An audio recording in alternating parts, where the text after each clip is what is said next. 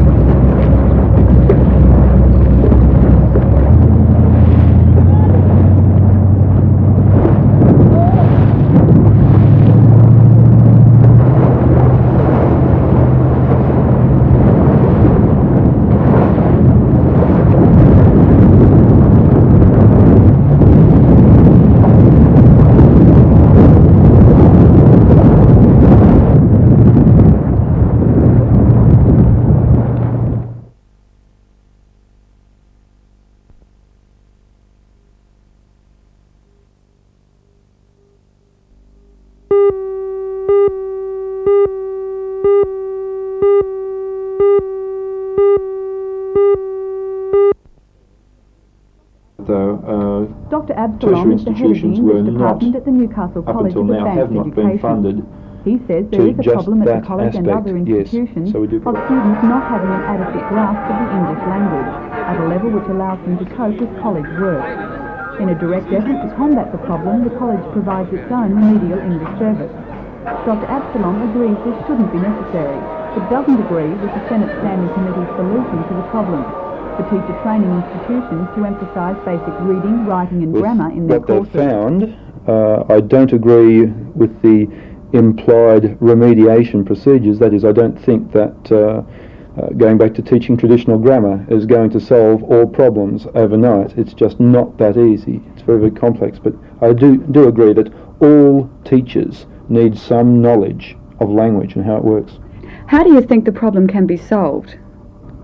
That's a very difficult question. The major problem, I think, is that not enough people are aware of the nature of language and are often very, very frightened by the technicalities of the variety of methods. The Senate committee pointed out that teachers were confused. That's very, very true. Researchers are confused.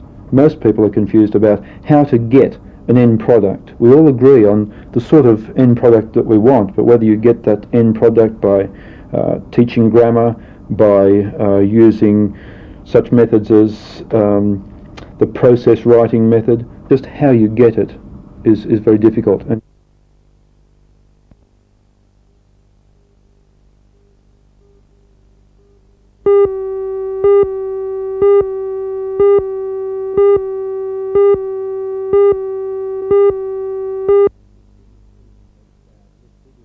It distributes teachers across the state far better, particularly as far as the allocations of staff for slow learning pupils are concerned, but it also does it in much smaller jumps, so that every time a child is lost to a school, a little bit of a teacher entitlement is lost, and we don't get those great big jumps occurring that we had in the past.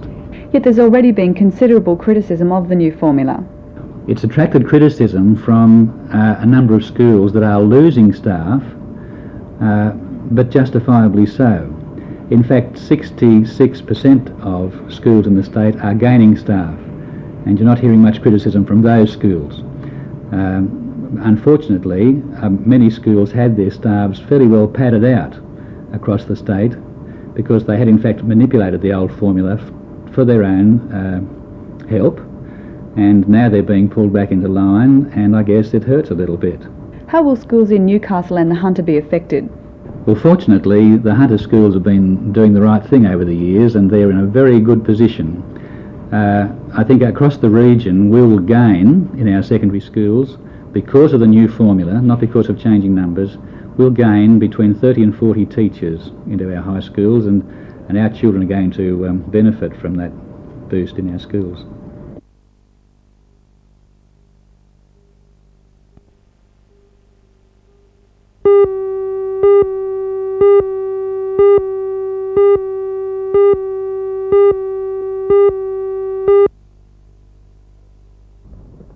I don't think there's any one solution. These educational problems are very diverse, and a variety of solutions, remedies can be attempted anyway.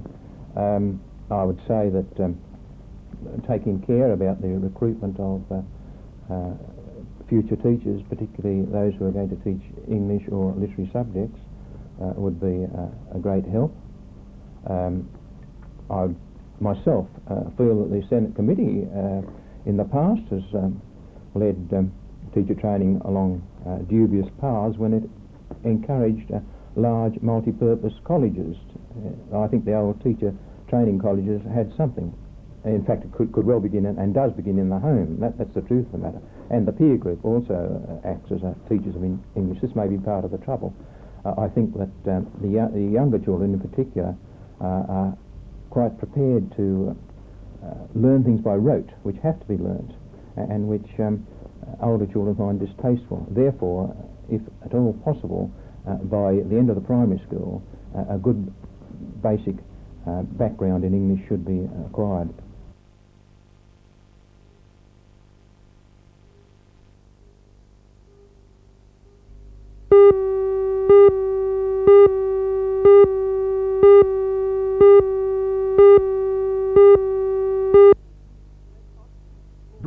Brett Austin is a former winner of the Sports Star Award, having won the coveted title in 1982.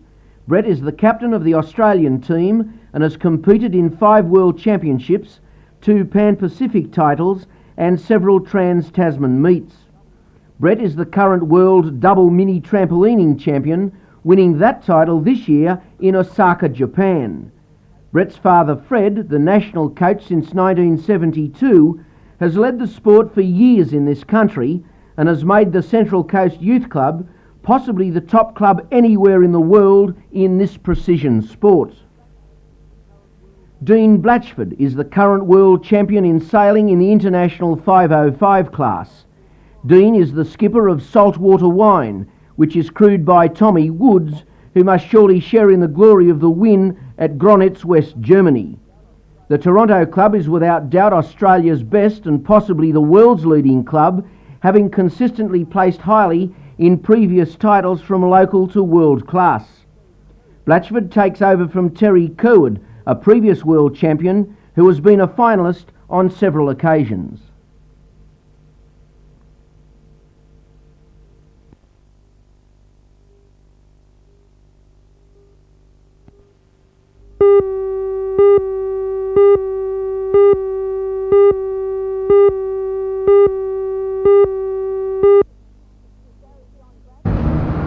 Gary John Bradford of Macarthur Street, Wallsend, and Peter Libertito Prazzati of Forest Street, Jesmond, both appeared in Newcastle Court today on 18 charges of breaking and entering and stealing. Police allege property stolen included 9 safes an oxyacetylene set and gas cylinders, a total of about $15,000 in cash, and 2 trucks. Bradford was also charged with receiving a stolen cassette recorder, knowing at the time that the property was stolen. Police allege the offences occurred between October of last year and early January this year. Both Bradford and Prazzatti have been refused bail and they've been remanded until January 16. Very good.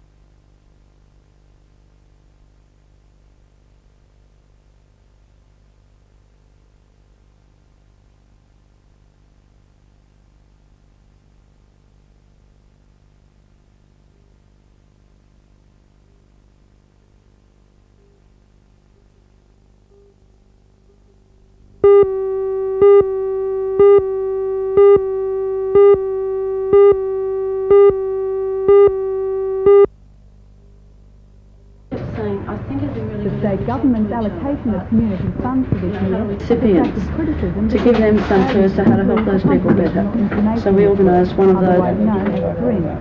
SPRIN is not one of the services recommended for funding by the Regional Office of the Department of Youth and Community Services. The department says it failed to include SPRIN because priority is being given to what it calls direct services, specifically in the areas of child abuse, the disabled, youth and Aboriginal and multicultural groups. However, Rose Drake, the coordinator of SPRIN, remains unconvinced. It's a very short-sighted view to think that because a service doesn't actually give money, say, to a disadvantaged person, that you're not helping the world. The recent federal government decision to separate community services from social security, and community services in fact have a higher priority in the cabinet, I think point to the fact that for the federal government at least have recognised that the two, while they may be separate, are not at all services which compete. However, the member for Newcastle, Mr Arthur Wade, feels SPRIN's funding problems are just the tip of an iceberg. He believes the whole system of community service funding needs to be reviewed. Are you happy with the community funding allocations for this year? Well, I haven't been happy with any of them for any year. You know, I've been to the Minister with all other Northern members, and we've had discussions with him about what surveyors made before we do make payments, because what we claim that most departments, not all of them, but most are empire building, and they're getting the cream of whatever funding is made out, and the recipients ought to be those who they're claiming to represent. We think that a lot of the funding is indiscriminate. There's not enough survey made of it, and people should be able to establish why they want money and what they're doing with the money, and I don't think that's being done too fully. Mr Wade says he believes there is duplication of services amongst different groups and obscurity about what many services actually do. I think, and I think most of our colleagues think, that there is a duplication in most of these services. They all want to get into the act about whether it be tenancy or housing or something else, and I particularly note that one of the housing services in this area is trying to undermine one that's funded jointly by the State and Newcastle City Council. And it seems to be they're vying for a position so that they can say, well, we're the Supreme Commander and we should be the ones funded and not the other. And I think this is not good for the community, where we find that jobs are being done by different groups, and it seems to me that every time some funding wants to be sought, there's a name pops up, and I think without much discretion, the Minister hands out the funding for that organisation.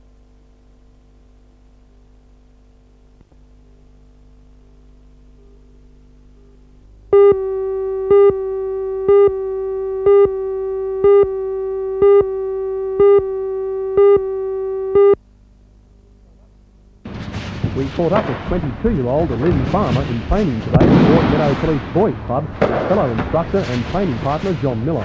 Lynn is fast reaching the top in her chosen sport and is the only Newcastle judo player selected to represent Australia at the Games in Melbourne later this month. She'll be competing in the under 72 kilogram division and possibly open events against strong international competition. Lynn has been runner-up in the Australian title for the past 2 years and is the current state champion. After 10 years in the sport, she only recently qualified for a black belt, and now to top off her years of dedication, is off to represent her country in the inaugural Australia Games.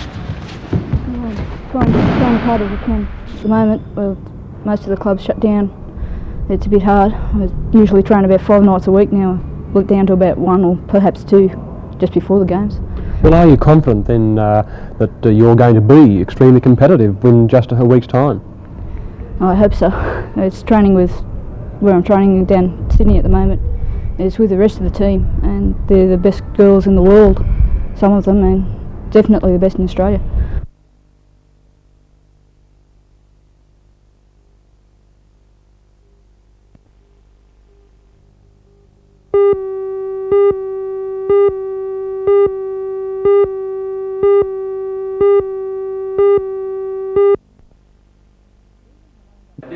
The children were lined up 3 and 4 deep at Charlestown Square last night, all waiting and obviously hoping to get a glimpse of New South Wales captain Dirk Wellham and Newcastle star cricketer Robert Holland. The two talked about their cricketing careers with 2KO announcers Mike Ahern and Kev Kellaway, and then answered questions from the audience. But it was obvious the children were waiting for a chance to show what they were made of. And after a few minutes bowling and batting practice by the two professionals, it was amateur time. Last night's promotion is the first of 2 such school holiday cricket promotions to be held at the shopping centre. According to the marketing manager, Mr Malcolm Barnes, next Thursday night the young cricketers will have the chance to bowl or bat against Pakistan's cricket star Imran Khan.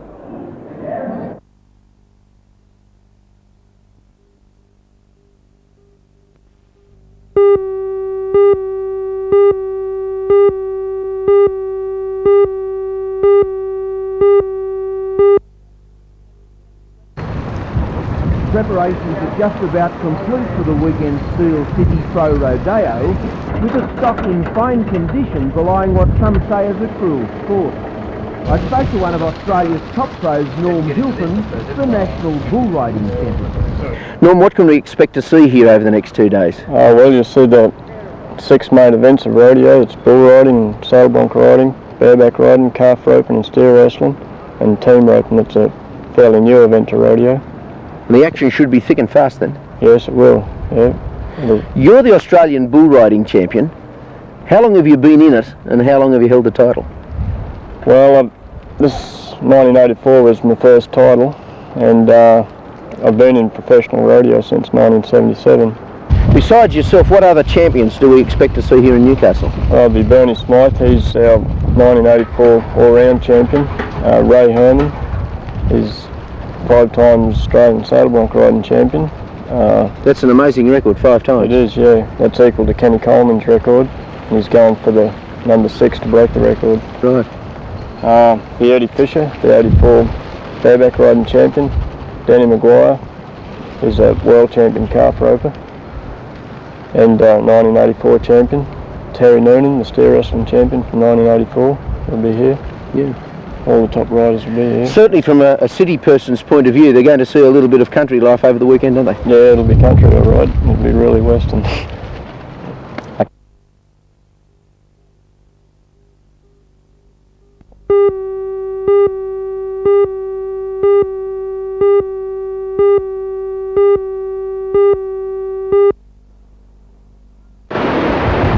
The Greece is almost converted to play with just the odd lane of touch. And it's couple of cold-looking swimmers. But Thursday was full of action and promises to liven up tomorrow.